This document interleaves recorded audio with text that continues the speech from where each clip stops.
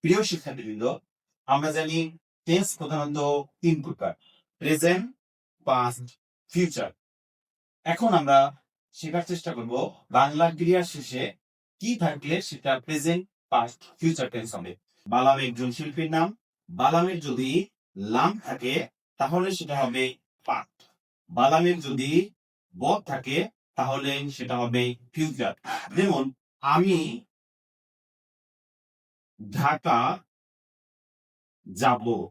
দেখো বন্ধুরা, বালামের ব আছে, এই জন্য এটা হবে ফিউচার। বালামের ব থাকার কারণে এটা হবে ফিউচার টেন্স।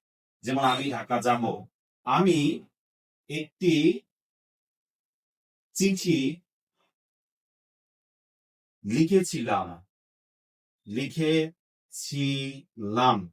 বালামে লাম আছে, এই জন্য এটা হবে পাস্ট। বন্ধুরা, যদি বালামে কোনো কিছুই না থাকে তখন সেটা হবে প্রেজেন্ট। যেমন আমি বিদ্যালয়ে যাই। Thank you for watching.